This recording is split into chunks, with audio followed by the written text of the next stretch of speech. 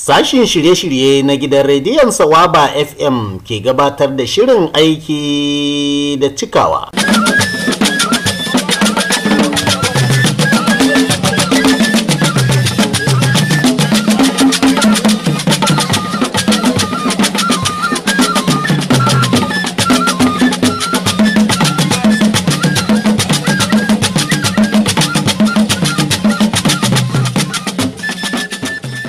Fadar gwamnatin jihar Jigawa bisa jagorancin Alhaji Muhammadu Badaru Abubakar Mai Talamis ta ɗauki nauyin kawo muku shi domin fayyace manufofi da shirye-shirye da aikace-aikacen da take aiwatarwa ga al'ummar wannan jiha ta Jigawa. Mu kuma ta wannan kafa wato Sawaba fitilar rayuwa mai hidimar sanyo muku shi a kowace ranar Juma'a da misalin karfe 8:30 zuwa 9 na safe. Sannan mu sanyo muku maimaicinsa a ranar Lahadi da misalin karfe 9 zuwa 9:30 na dare. Kazalika a ranar Litinin ma kuna iya sake sauraron wani sabon shirin shi ma dai da misalin karfe 8:30 zuwa 9:30 na safe. Sannan mu sanyo muku maimacin sa a ranar Laraba da misalin karfe 10:30 zuwa 11 na dare. Mai sauraro yaya kake ganin idan aka ce yau arzikin man fetur da wannan kasa take tutiya da shi ya kare ko ya fadi kasa warwas? Gashi kuma ba mu da masana'antun da za su motsa tattalin arzikin wannan jiha. To yaya kenan? To idan wannan abin ya zo ya samu permanent, Jigawa sai mun ɗora kanmu mai kuka, domin duk abin da zai motsa tattalin arzikin jihar in ba a yi salarin nan ba zai motsu ba. To wannan dalili ya sa dole mu nemo yanda za a kafa manyan masana'antu da za su sama mutane aiki. Akan batun ayyukan gwamnatin Muhammadu Badaru Abubakar Mai Talamis, yau ma muna tare da shugaban kungiyar Jigawa Ina Mafita Comrade Aliyu Umar Abubakar. Ka je Kirika Samma ko ka je Malam Madori ko ka je Babura ka ga irin bohol din da ake wa'annan fulanin da suke jejin an yi musu solar system. Shi solar system din sai da mai girma gwamna ya gayyato ministan ruwa guda, ina jin in kana Jigawa ka san da zuwan ministan ruwa, aka zo aka bude wannan abin, sai da minista ya bude famfo ruwa ya zuba, minista ya bar garin. Sai ku biyo mu ta cikin wannan shirin don jin cikakken bayanin waɗannan da ma wasu.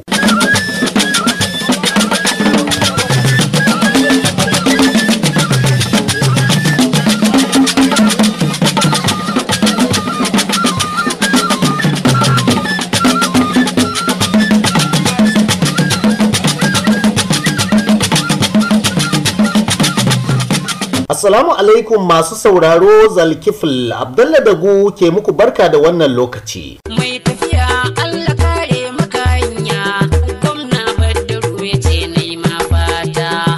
Mai jinya Allah warkar maka jinya, gwamna Badaru ya ce nai ma fata. Mai nema Allah sada ka da samuwa, Badaru shi ne ya ce nai ma fata. Addu'a ta yi bata tsaya ga masoya ba.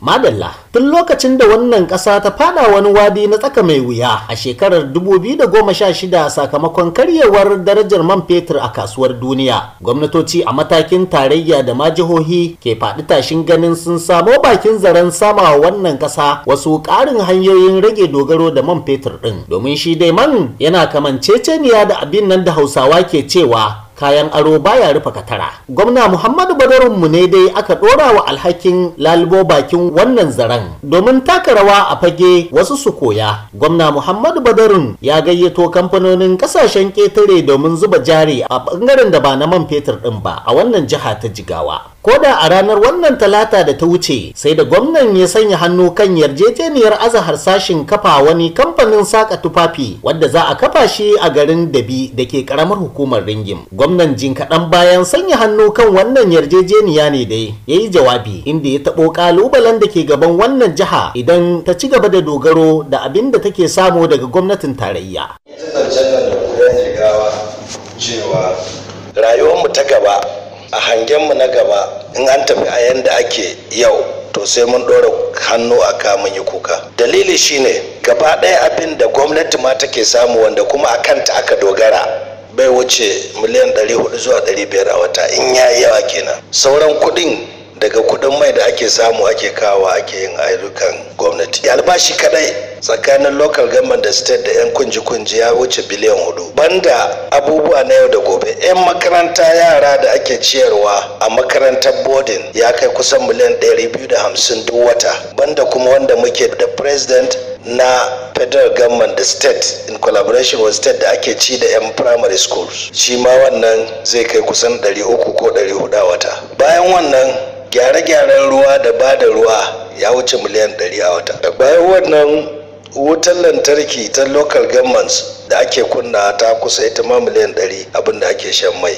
a wata. Don ma yanzu muna komawa sola. Scholarship din yara da harkar makarantar su a shekara daya kudin dole kai dole ne in ya zo jarabawar su dole ka biya kudin scholarship din su in an tara ya kai biliyan 3 da wani abu. So kaga miliyan 300 kenan duk wata sai ka ajiye ta a gefe da wannan matsalar za ta zo ka yi amfani da shi. Wannan su ne kaɗan daga cikin banda overheads na aikin ministry, wannan ma ka sa an ba kuɗin ba sai an yi ba. Banda expenditure ta sauran standing orders daban-daban da ake bayarwa na yau da gobe. In aka lissafa kuɗin nan radda aka ce ba mai ko mun je Abuja mun dawo da biliyan 1 a gaya mun yadda jiga za ta tafi. Kuma wannan abin yana zuwa sanin kanku ne lokacin da man nan ya dawo dala 28 zuwa 30 a barrel, muna zuwa Abuja mu dawo da biliyan 3 biliyan 4 mu da local government. Da kyar ake albashi local gaba ba ta yi, sai dan abin da muka dan tara muka ajiye saboda mun san ranar za ta zo dama muka ringa daukowa wata 6 muka yi muna cikowa local government kudi ana yin albashi kadai da state din. To idan wannan abin ya zo ya samu permanent, jigawa sai mun dora kanmu mai kuka, domin duk abin da zai motsa tattalin arzikin jihar in ba a yi salarin nan ba zai motsu ba. To wannan dalili yasa dole mu nemo yanda za a kafa manyan masana'antu da za su sama mutane aiki, kamar yadda mai girma Turaki ya faɗa, a diversifying economy, yadda jihar ba za ta dogara ba a kudin da yake zuwa da gwamnati. Ba ciriniyar da ba a yi da ni ba harkar siga na Le Group, turnover din sugar nan abinda za a sai da sugar a kawo na shekara ya fi budget din state din. Ba yanda ba a yi ba muka ce sai an yi, ba don son zuciyar mu ba sharrin da ba a yi mun ba. Mustali abokin business ina ne, ban san shi ba banda wannan harkar da ta zo. Mustali kaza, muna da shaya kaza, kamfani na ne mene, ba irin sharrin da ba a yi ba, saboda ba a taba tunanin cewa mutum zai dage akan abin da zai ci da jihar gaba ba wanda ake hange a gaba. Allah ya ji kan Audu Bako. Shugabanni irin wannan sun yi hangen me zai je ya zo a gaba. Ba za a kwana a tashi ba kasar Kura da kasar Kano ba cewa Audu Bako ba Allah ya sanya masa alheri, Allah ya ji kansa. Amma lokacin da aka zo ana fidda wayannan damadaman da layar ruwa, akwai dattijan da ya faɗi ma gaban katafila ya ce sai dai a taka shi. To ba za a san me zai zo ba. Masu ilimi a cikinmu in an cire siyasa, an cire son zuciya, an yi tunanin cewa mu taimaki juna, sun san cewa jigawa tana da buƙatar a kafa mata alternative economy, tattalin arziki sabo, sun sani. Kuma at all cost problem din nan yana zuwa. The largest factory a duniya, Tesla, kwanan nan shayar su ta tashi. Na je kauye ina ba da labari, kauye ne karami a China. Na je aka ce ga wurin da ake motoci masu aiki da batir, da na je tambaye suka ce 7,000 suke yi da wata. Na ce ta wannan duk duniya kenan, suka ce ai su 'yan ƙanana ne ma akan sauran. A Norway yanzu motar take amfani tsakanin hybrid da battery cars, rabi da rabi ake da fusel fuel. Mutane sun fara gujin mai, sun fara sayan mai batir. Wannan abin yana tahowa kullum, kun sani. Idan ya faru muka je Abuja muka karɓo biliyan 1 ko biliyan 1 da rabi muka dawo, expenditure mu ta wajen biliyan 7 ya zamu yi. Kuma tattalin arzikin na yanzu jihar, ko muna so ko ba ma so, dole mu faɗi gaskiya, ya dogara akan harkokin gwamnati. To dole mu bunƙasa tattalin arzikin mu. Haka aka yi ta wannan ciriniyar da mu a lokacin da muka ba li hekta 12,000 na ayyarake, ba don a kori manoma ba don a cuci wani ba don a ka tattalin arzikin da zai rike jihar a gaba. Yanzu haka ana yin katuwar tomato factory a kasar Hadeja, hekta 2,100 da 100 ne da 300 ko za a yi tumatirin, za a noma tumatirin, za a yi. Yanzu haka shi mai kamfanin tumatirin yana da kamfani a Ogun, kullum container 40 foot container, mai container babbar guda 14 yake kullum. Wannan shi za a da ana yi a Jigawa. Bayan noman da za a yi na tumatir din na nasa estate din hekta 5,000 na masu so in suna kusa za a ba su iri da kayan noma da komai su noma tumatirin su kawo masa siya. Kun san tsallen da aka yi akan sanda Dangote zai kawo shinkafa, haka aka yi ta fama a kasar Hadeja. Yanzu kamfani yana nan ya kusa karewa. Manomanmu da ake outgrower da sunan neman shinkafa suna samun arzikin da ba su taɓa tunani ba, saboda an kawo musu iri mai kyau, an kawo musu kayan amfani abin nan taki da sauransu mai kyau wanda suka yi noma da shi. Kuma sanda da ya bude factory za a expanding out grower program din yanda za a hada kamar hekta 5,000 wanda za su ba wannan kamfani shinkafa. Mun dauki wuri kato a gwiwa kasar Kazaure, za a yi solar farm, investors za su zo su sa injinan solar yanda za a sami 1000 megawatts of electricity through solar daga wannan wurin. Muna industrial cluster a tsakanin Gagara da Gumel. Mun yi dan anaza small cluster a wajen Gujungu. Yanzu haka akwai rice mill, ana gina gidan taki, kuma wani yana wani rice mill din, kuma muna tunani wasu industries sun su zo. To ku biyo mu ta cikin shirinmu na gaba don jin alfanun da mutanen wannan yanki da al'ummar jihar Jigawa za su samu idan wannan kamfani ya fara aiki. Shi ma dai shugaban wannan kamfanin Alhaji Awwal Lawal ya bayyana dalilin su na kawo wannan kamfanin a jihar Jigawa. Abin da ya sa muka yi tunani muka ga cewa ya kamata mu yi wannan kamfani a Jigawa. In ka tsaya ka duba Jigawa akwai zaman lafiya, babu wani abun da za ka yi ba tare da zaman lafiya ba. In ka kula duka wannan abubuwa da suke ta faruwa na rashin zaman lafiya, alhamdulillah muna da fata Allah ko ina ya sauka shi, amma ka kula babu shi a Jigawa. Wannan shine babban dalilin da ya sa muka ce zamu yi wannan kamfani a Jigawa. Babba na biyu da nake son faɗa maka shine cewa inda wannan masana'anta take nan ne kan inda wuta yake barawa 33 line inda za a saukar da shi. So muna tsammanin cewa cikin kwana 360 da ake yi a shekara za mu samu kwana 260 ana samun wuta. Kwanakin da muke tsammani ba za a samu wuta ba, already mun riga da muna da generator wanda zai amfani da kanas megawatt 15 already a cikin wannan design din da ake na wannan factory din, already an yi adin din shi a ciki, kuma ina tabbatar maka cewa is a part of the factory wanda za a dauki aiki a kamfani. A farkon kasan abun ana yin shi ne stages by stages, wanda za a fara dauka na farko mutum 1400 zuwa in an kafa kamfani kuma an yi stage na biyu da stage na uku, muna tsammanin total ma'aikatan za a tsammani direct ma'aikatan za a dauka mutum 6000. Insha Allah rabbi ta'ala, kamar yadda muka zanna da mutane al'umman wuri muka yi wannan maganganu da su, insha Allah rabbi ta'ala za mu kare musu mutuncinsu da darajarsu da mutuncinsu da abin da ya kamata mu musu.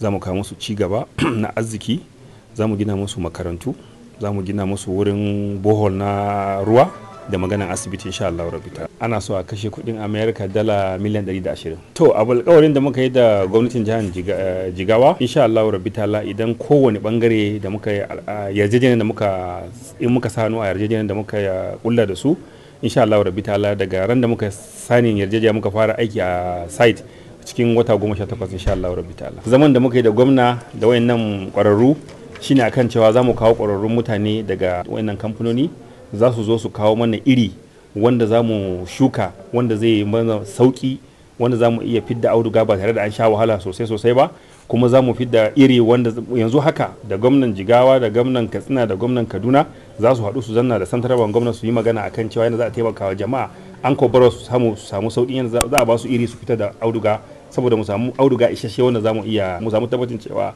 za a iya samu ana ci gaba da aiki kullum a wurin nan fitar da an tsaya. To da fatar Allah ya wuce gaba. Wallahi gwamna kan aje tarihin da wani bai yi ba.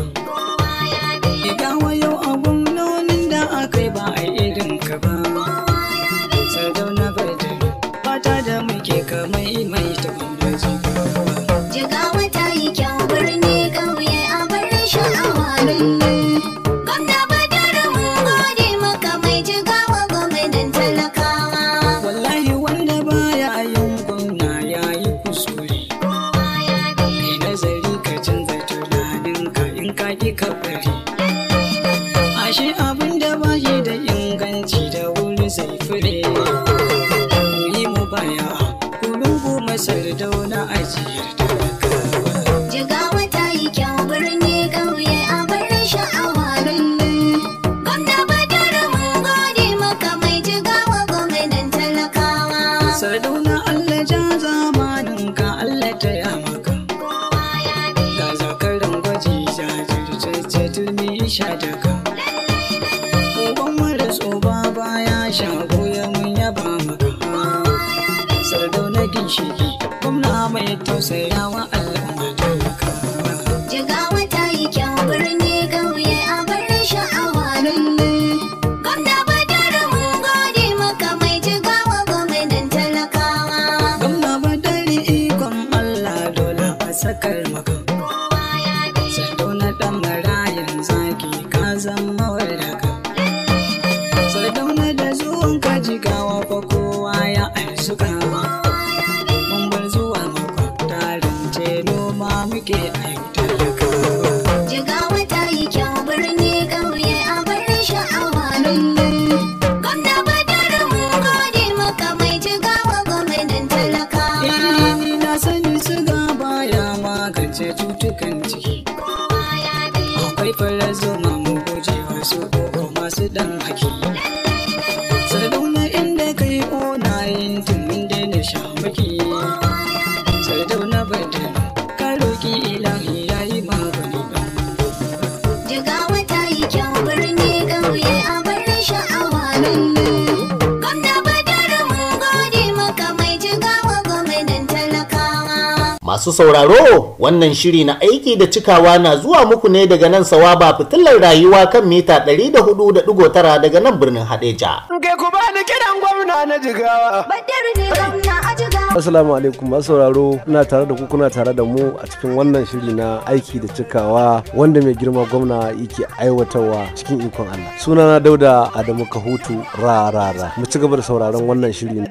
Badar ne gwamna a Jigawa Yanzu kuma za mu kawo muku karashin ganawar da wannan shiri ya yi da shugaban hukumar bunƙasa aikin gona da raya karkara ta jihar Jigawa wato JADA, Alhaji Muhammad Ahmad Adamu. Shugaban hukumar zai dora ne kan bayaninsa na cewa manufar shirin noman rani na bana shine don ƙara inganta tattalin arzikin jama'ar wannan jiha ne. Abin da zan ce maka ingantawa kaga in aka dauki bahu 60 a bahu 100 na shinkafa ana yawo da ta Jigawa kyakkyawa 40 daga Jigawa a Najeriya 40 daga Jigawa take. In ka dauki bahu 100 na soko kana yawo da Najeriya 75 daga Jigawa yake. In ka dauki bahu alkama 100 kana yawo da a Najeriya bahu 75 daga Jigawa yake. Kuma haka ba so Jigawa min haifa in ka dauki riɗi kana yawo da shi 45 daga Jigawa yake. Amma wai ka kana ce mana wai poor state ƙarya ne wallahi Jigawa is not poor kuma nutrition din mai sai me nutrition ba bace nutrition to ma daga cikin gonayen noman tumatir ma daga cikin in kana maganar tattasai kana maganar attaruhu kaza da zaka ce ana da take a Jigawa in kana maganar alkama ringin ba da zaka ce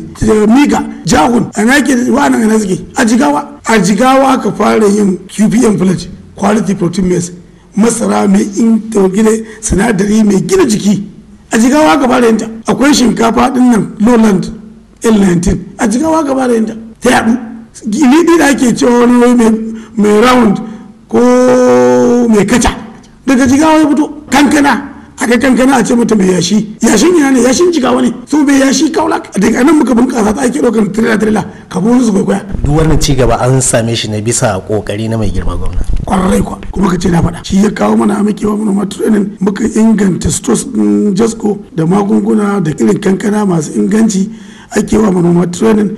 Duk malamin gwanin da yake Jigawa muka bashi babur aka bashi allowance da zai zuba mai a babur ɗinsa ba kada mai ɗauki albashin sai zuba mai a ka bai ce an bashi babur an bashi ya zama liability ga babur aka kiyasta lita 100 nawa zai sha a wata aka gani sabis nawa zai yi mun san dai cewa lita ɗaya ta fetur zai taya babur kilomita 50-60 aka aka calculating aka ba shi times 2 na kudin da yake bukata ya zuba mai aka ba shi sabon babur kuma yanzu ma za a canja masa wasu babur insha Allah. Duk wannan kokarin wannan gwamnati ne an ba da tantan 100 da wani abu over 160 tractors a Jigawa an ba da power tillers 180 threshers over 3000 fiye da 3,000 injin gyara shinkafa wanda in an gyara ta an guma ta zai nika an raba shi 750 a wannan ranar. Sannan mata waɗanda suke kuma shinkafa a lokaci ɗaya SA community ya yi organizing an yi wa mata 572 training a kan yadda za kuma shinkafa kuma suna yi kuma wasu daga cikin su ba su injina zan dauke kan kai kamar kan Najeriya ka je ka yi da wasu daga cikin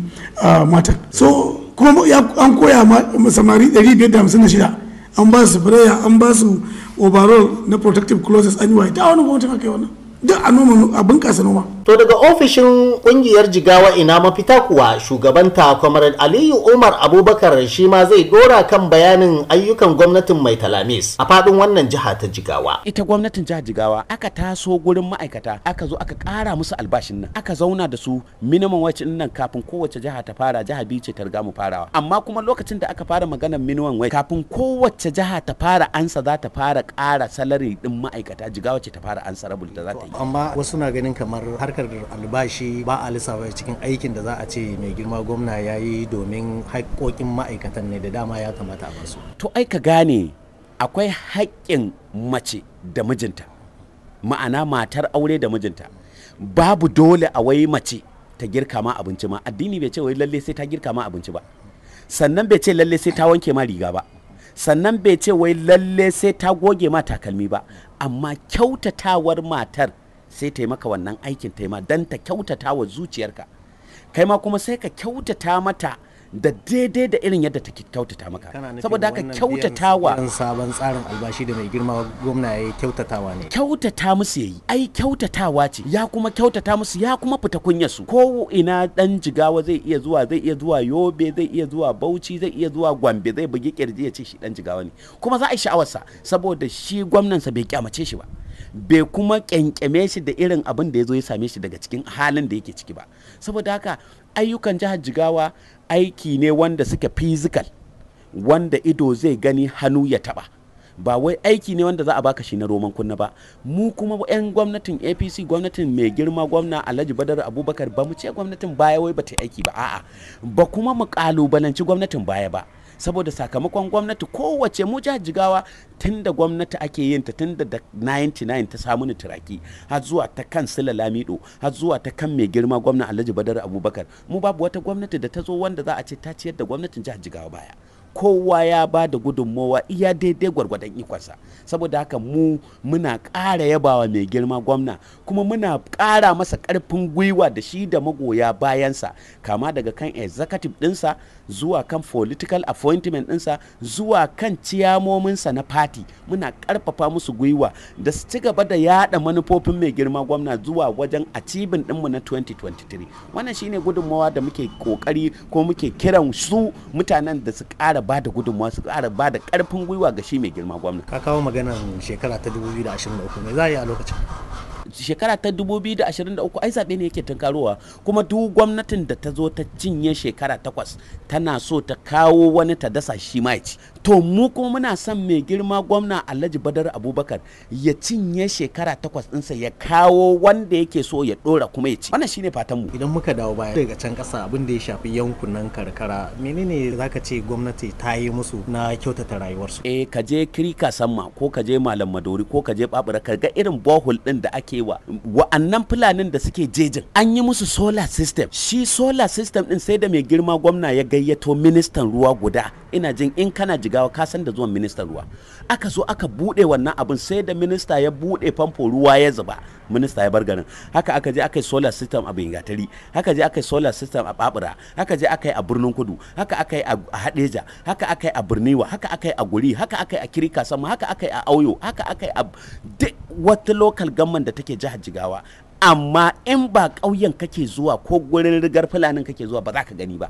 Amma su fulanin da aka yi musu wanda suke barin daga inda suke zuwa inda za su nemo ruwan matashin hankali ne, amma an je an musu solar system ɗinsu.